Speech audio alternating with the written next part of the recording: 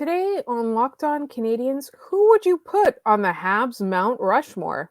You are Locked On Canadiens, your daily podcast on the Montreal Canadiens, part of the Locked On Podcast Network, your team every day.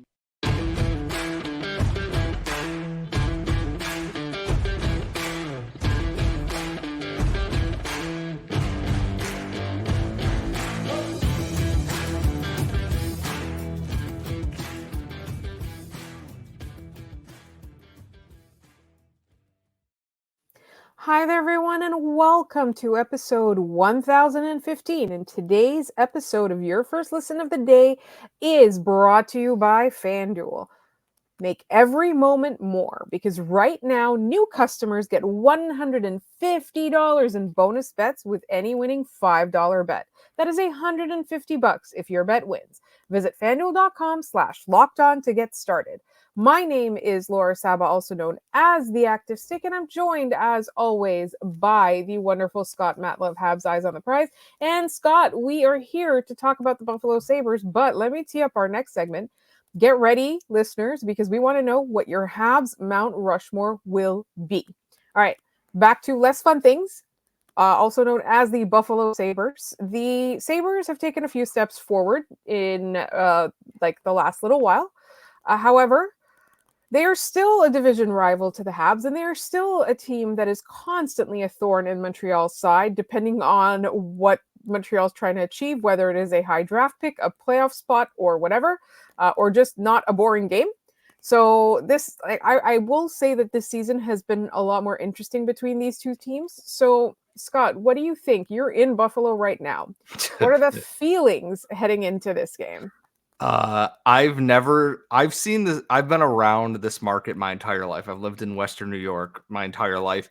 I have never seen people as apathetic about the Buffalo Sabres as I have this season. Last year, everyone's hopes were up. This is the exciting team. This is the team on the cusp of finally making the playoffs again. Devin Levi is coming in, and he is that guy. He's going to help us get over the hump. We finally got that goaltender. And this year, the Sabres and Canadiens are both tied with 52 points. They are very far out of a playoff spot. They need a miracle, to be quite honest, to get there. And I've seen bad Sabres teams, like teams that were intentionally selling off goaltenders who were making too many saves level of bad. And this is the most just uncaring I've ever seen the Sabres fan base. And for those who don't know, I go in and out of bars and restaurants and places where they often have sports and everything on TV. Let me tell you, even when the Bills are bad, bars and everywhere are excited when the Bills game and the weekend rolls around. People aren't excited about the Sabres at this point, and that's a bad thing to do when you've committed a lot of money and a lot of term to guys you thought were going to get you over that hump this season. And that, yeah, they're tied with the Habs, but the Habs are rebuilding. The Sabres were supposed to be like where the Red Wings or the Lightning were this season. This was their chance to make that jump this year, and boy, howdy, have they just not done that at all. And this is a thing, and I know, Scott, you've been around there, you are there, so you might disagree, but even, like, it is a Bills town, right? Like, Bills Mafia, everything like that. But people still do care in general. They do care about the Sabres. That team is precious to the city. And so, like, for me, I feel like the apathy kind of, now, Buffalo feels about the Sabres the way everybody else feels about the Sabres. Yeah, and the thing is, it's like when the Sabres are good or when they're like playing well, that arena is a madhouse. Like I've been in there for games against the Canadiens when the Sabres are pushing for the playoffs or when they're in the middle of one of their hot streaks, and it's loud and fans are rowdy and they're having a good time. And this year they're not getting that this year. They can't get consistency. They don't know whether to be like, well, whatever, who cares? Or if they should be like, yes, we're all going for it.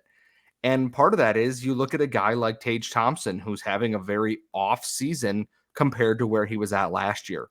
Tage Thompson was a murderer last year.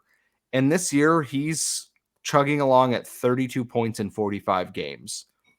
That's sub Nick Suzuki, and Tage Thompson was thought of to be like the next great American center in the NHL. And that's not saying he's not a good player, but the team is just lacking consistency for all the promise it has. Some fans are frustrated with Rasmus Dahlin, which is nuts to me, but guys like Alex Tuck, 37 points in 48 games this year. Jeff Skinner's got 34 points in 47 games. Dylan Cousin, 33 and 52. A lot of these pieces they were hoping that were going to push them forward aren't there. Owen Power had, before his injury, 18 points in 51 games. The frustration of not taking that next step and taking a step back, including Devin Levi not actually being that guy yet, has made the Sabres frustrated. They're an ornery team too, in that they're suffering from what a lot of young teams do. And I think our friend Joe Yurden from Bleacher Report and Noted Hockey would talk about this. They lack the fine details in a game that help you get over the hump there. Bad penalties, missed assignments, just brain farts. Everything is up here. And if you're not watching this podcast, one, subscribe to us on YouTube and do that. It's between the ears. They're mentally fighting themselves and a team every night on the ice. They're capable of going out there and scoring 7 goals in a game like that. They're also capable of giving up 7 goals in a game, a lot kind of like the Canadiens have been recently. And I don't blame fans for being frustrated. And it makes it very hard to talk about this game because which Sabres team is going to show up? I don't know. The one that got beat soundly by the Habs this year, or the one that hung 7 goals on them? Who knows? And that's the thing. One thing I will say about is all these teams in the Atlantic since Tampa, all right? I feel like all the teams in the Atlantic, their rebuilds have been cautionary tales when it comes to comparisons with the Habs. Like, it felt like for a while that Toronto was doing it right, but what do they have to show for it? Right? They were loading up on talent, but they were leaving glaring holes. They were not necessarily, they didn't have the right strategy or the right mentality, the right coaching staff at the right time, the right decisions. And then you look at, a team like Ottawa, like nobody should ever be like the Ottawa Senators in any way. But, you look at these teams, and even Detroit right now, like Detroit has taken huge steps forward. But for me, I'm always watching nervously, being like, what's the deal here? And for me, Florida has felt like a paper tiger, particularly like, or even during that playoff run, right? Like it's always felt like this team has more expectation than the reality seems to show. So for me, like when the Habs are playing the Sabres tomorrow, I'm looking for them to rebound after 2 losses. I'm looking for better defense. I'm looking for them to build on the positives and not just have the same 3 guys scoring the points. But at the same time, like overall, I'm looking at the Habs and I'm saying, don't go that route for your rebuild because you're going to be stuck in it for 12 years or however long it's been. And that's the thing is, it's not that like the Sabres are bereft of talent. Like they've suffered potentially longer than they probably should have through inept management and ownership who meddles a little bit in things here, all things considered with that. It's just, you've done all the pieces right. You have a deep prospect pool. You have very good young players on the team now, and things aren't clicking into place. And I know fans are just not excited about the potential prospect of we have to keep going with, this retooling. They should be done with their rebuild at this point. Like we have reached the point that the Sabres have the pieces in place to be a competitive team, and they have good pieces coming up from the AHL again. Yuri Kulik is going to be coming up. You're going to have Noah Ostlund coming up. You have Devin Levi, who is still trying to find his game. And we've seen good college goalies sometimes take time. Look at Caden Primo. And it's so wild to see how frustrating. And I think that this is kind of I don't want to say a warning sign, because I don't think the Sabres have actually done anything objectively wrong here, is that you still can't just say we are done, Ottawa, and hope that is the finish on it. You have to continuously still improve. And I get that fandom does not, like, if you say you're done or you've set the things in motion that we are done rebuilding here, that you want to be done with that.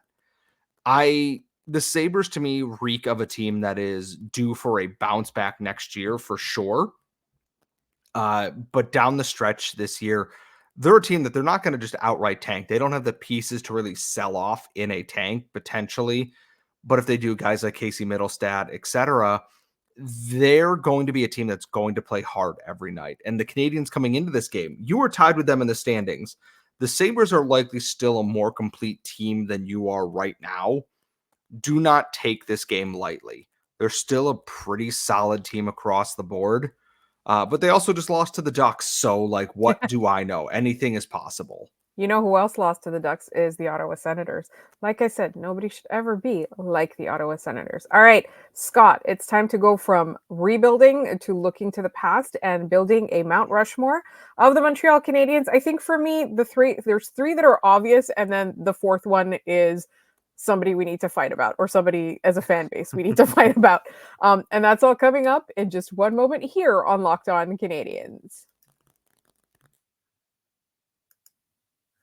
But first, let's talk about Indeed. We are always driven by the search for better. But when it comes to hiring, the best way to search for a candidate isn't to search at all. It is to match. And with Indeed, that's what you do. If you need to hire, you need Indeed, because Indeed is your matching and hiring platform. There's so many visitors, and the search engine will help you find quality candidates fast. And you don't have to do any of the busy work. You can use Indeed for scheduling, screening, and messaging so you can connect with your candidates faster. And it doesn't just help you hire faster. 93% of employers agree Indeed delivers the highest quality matches compared to other job sites, according to a recent Indeed survey. And I gotta tell you, hiring is hard. You need to find the right person, and it's so much work. And Indeed takes all that work out of it. And listeners of this show will get a $75 sponsored job credit to get your jobs more visibility at Indeed.com/lockedon. Just go to Indeed.com/lockedon right now and support our show by saying you heard about Indeed on this podcast. Indeed.com/lockedon. Terms and conditions apply. Need to hire? You need Indeed. And this episode is also brought to you by FanDuel. You can get buckets with your first bet on FanDuel, America's #1 sportsbook. The football season's over, but the NBA is still in full swing. The NHL, and guess what? The MLB is coming back very, very soon. And today is a good day to get started, because right now, new FanDuel customers will get $150 in bonus bets with any winning $5 bet. That is $100. If $150, sorry, oh my God, $150. I almost got that wrong. If your bet wins. Bet on all your favorite NBA players and teams with quick bets, live same game parlays, exclusive props, and more. And it's all on FanDuel. Just visit FanDuel.com/lockedon and shoot your shot. FanDuel, the official sportsbook partner of the NBA and us.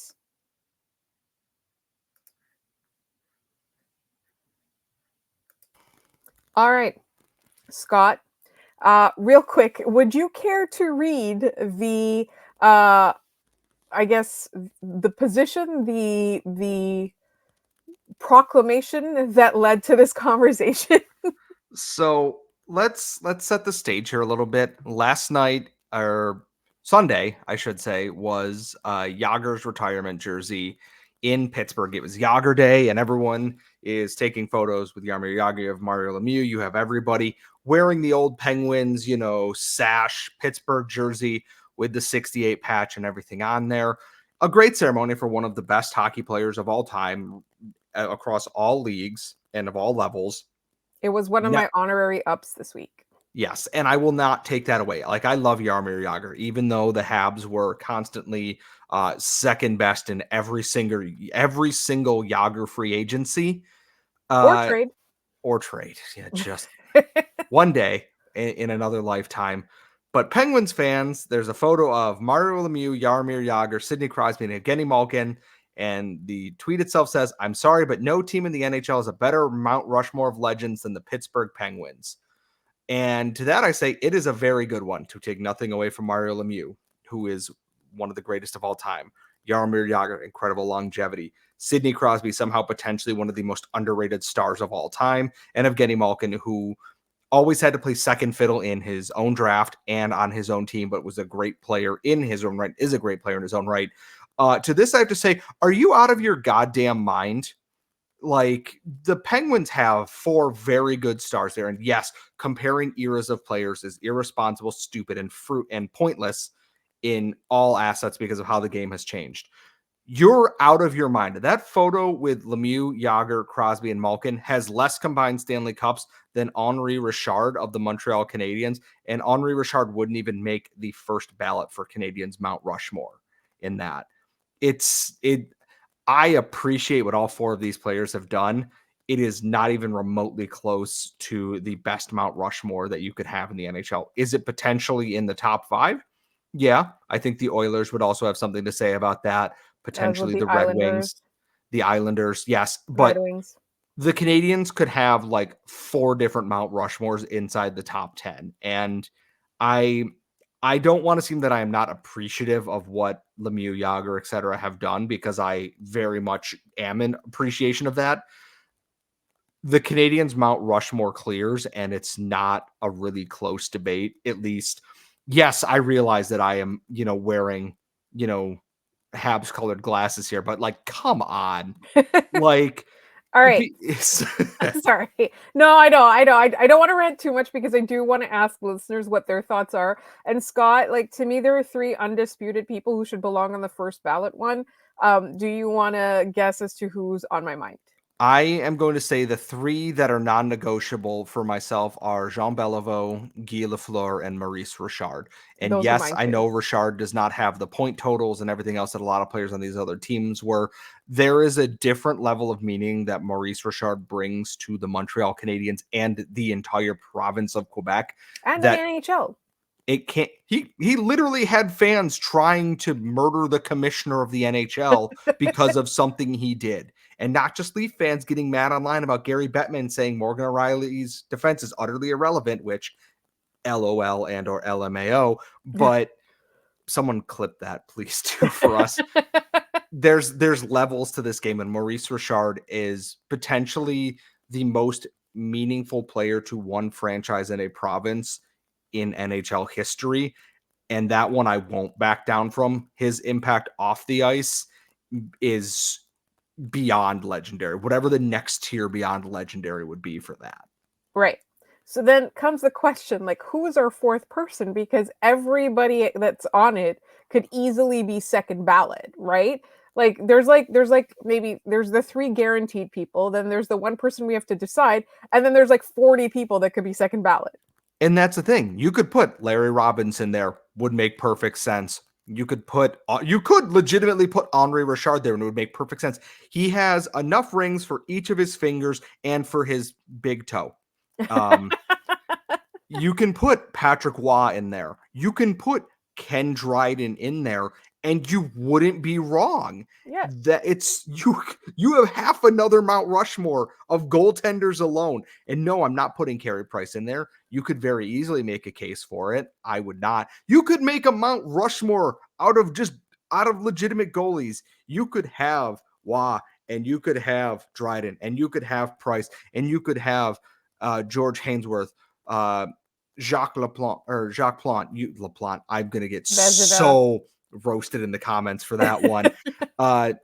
George Hainsworth, Jacques Plante, etc., and not be incorrect. There is not a team in the NHL who can match the history and levels of the Montreal Canadiens. I remember when like TSN did which all-time team are you taking? And it was the Leafs versus the Habs. And even Leafs fans are like, why are you doing this to us in particular? That's so mean. They're just as old as the Canadiens. And I would say their Mount Rushmore wouldn't come close to the Penguins one, and not even the Habs B team in that. There's so many options, and that doesn't include names of like players who left after a certain time and still went on to big things. You could put Dennis Savard in there. You could put Chris Chelios in there. You could maybe not Matt Snasling's career length, but you have pieces that can fit into there. And it's wild to see someone be like, nothing clears this. You're not even the best like all-time players from the 80s in there. And I'm not even saying the Canadiens or the Oilers clear that, but yeah. It's wild how and I get it. I'm 33. I didn't get to see the Habs glory days. I know how to use Wikipedia and how to read, though, and can learn. They were probably the most dominant lineup at any time. There were at least 5, Hall of 70s. Insanity. All right, so listeners, we want to hear from you. Who would you put on your Mount Rushmore? And you can have multiple ballots if you want, first, second, third string, or whatever it is. We want to hear from you. We want your opinions. You can also tell us we're wrong, although technically I didn't choose a fourth person, and I don't think Scott did either. I was going to go with Larry Robinson because I do like a kind of like a rounded defense, but I know a lot of people would make the case for Patrick Roy and would not be wrong. So let us know how you feel. You can sound off in the comments. You can email us at lockedoncanadiens@gmail.com. And speaking of that, please send us mailbag questions. I've gotten a couple on Twitter, and I'm so excited about them. In the meantime, up next, we will deal with a mailbag question that we wanted to spend a little bit more time on from one of our good friends about defense, and that's coming up in just one moment. But first, this episode is also brought to you by eBay Motors. Passion, drive, and patience. What brings home the winning trophies, also what keeps your ride or die alive. eBay Motors has everything you need to maintain your vehicle and level it up to peak performance. From superchargers, roof racks, exhaust kits, LED headlights, and more. Whether you're into speed, power, or style, eBay Motors has got you covered. With over 122 million parts for your number one ride or die, you'll always find exactly what you're looking for. And with eBay Guaranteed Fit, your part is guaranteed to fit your ride every time or your money back. Because with eBay Motors, you're burning rubber, not cash. With all the parts you need at the prices you want, it's easy to turn your car into the MVP and bring home that win. Keep your ride or die alive at ebaymotors.com. Eligible items only, exclusions apply. eBay Guaranteed Fit, only available to U.S. customers.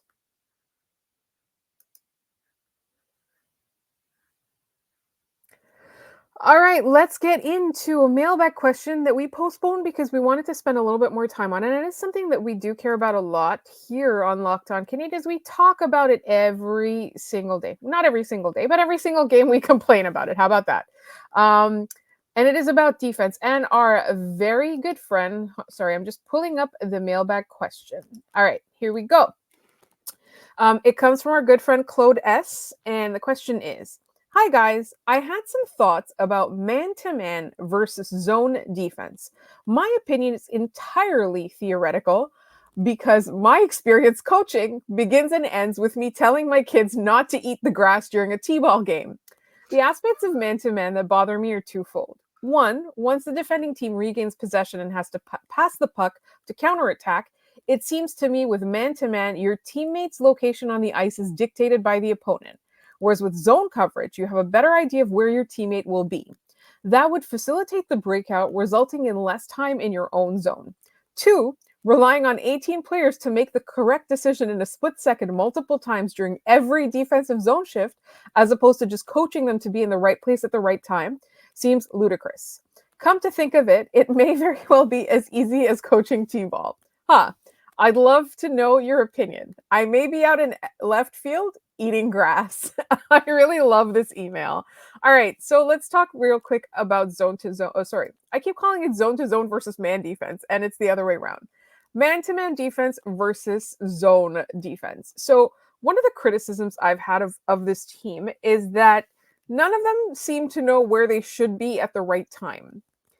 And I'm wondering if it's articulated by what he just said. Sorry, Scott, you were about to make a point and I cut you off. No, because my thought is with this is that zone defense reads to me a lot more like penalty kill and shelling, in that you are playing a structure to try and keep things out and you're trying to be more rigid in that. And man-to-man tends to be a little bit more fluid. And the hard part about the Canadiens defense in that trying to play man-to-man is that you need people that can adjust on the fly. If you're playing man-to-man, you are responsible for a person, and that if they are changing out of your space there, that they are passed off to somebody else. And this is where the Canadiens tend to struggle a little bit is, oh, this defenseman is moving from the point, or this forward has crept to the goal line. And this forward either has to come down and cover with them. You're their responsibility still, especially in the middle of the ice. And too often we're seeing that assignment be missed because is it a lack of communication between the defender and the centerman or the winger who is covering that player, that they are in front of the net and the Canadians are often chasing them, resulting in either a penalty or forcing a big save or diving blocks, etc. And it becomes a problem. And I can actually kind of relate this to football. I'm a Green Bay Packers fan. We had two cornerbacks who were very good at playing physical man-to-man coverage, playing under a coach who wanted them to play softer defense in a zone coverage scheme that relied on everybody to be doing their job, like Claude said, every single time you were out there.